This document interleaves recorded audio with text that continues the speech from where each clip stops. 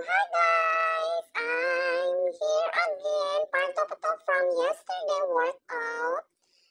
So, tapusin natin to sa pag-upload. And then, dito tayo sa ating favorite place. Dito sa room. And this is my workout. Dito tayo sa floor. Yes, tama yung nakita nyo. Sa floor tayo mag-workout. So, dahil wala tayong standing. So, dito tayo guys. Magkamang-kamang tayo dito ba? Ano tayo dito, mag-push up with kibot-kibot. No. This is a part of my workout dahil dito yung aking favorite na workout, mag-push up.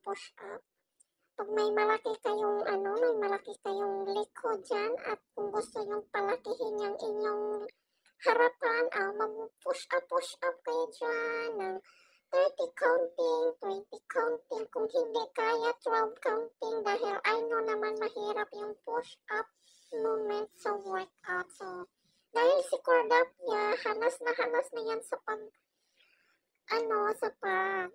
push up. So, no worries na yan sa kanya. So, wag nyo akong gayahin guys. So, maghanap kayo ng workout na fit sa inyo at kaya nyong gawin.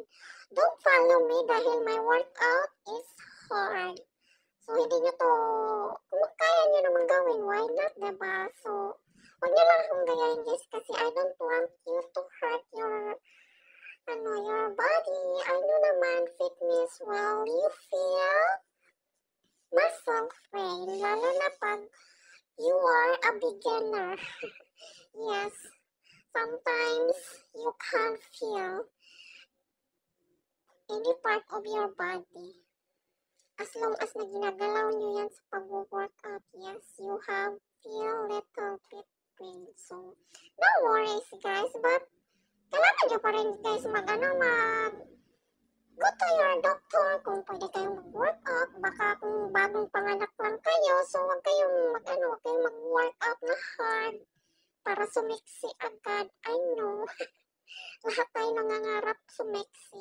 But ako, gusto ko lang maging happy and ayoko magkasakit dahil wala pa akong partner. My partner is away from me. Charis. Nangangarap ka naman ko dapat. Yes, let's work out. Para stretching lang to siya guys. But very the best. Hindi kayo magsisisi guys. So, kailangan nyo mag-curl dito. Baka maliligto yung inyong bewang. Yes, tama yan guys. Baka dyan, bigla ba. So, ako pa yung sisihin nyo.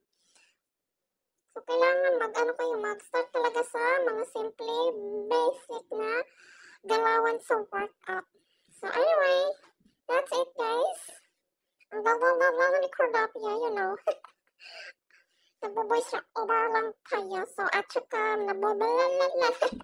So, thanks for watching, guys. See you to my next video. And don't forget to finish the videos before you leave. So, wag nyo namang i-ignore, guys. So, kung hindi ka manood sa akin, okay lang. Sa iba nyo gawin, okay?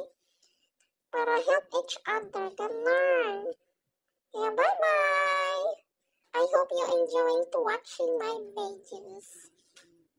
Kung hindi naman, problema nyo na yun. Basta ako, nag-enjoy ako sa aking ginagawa.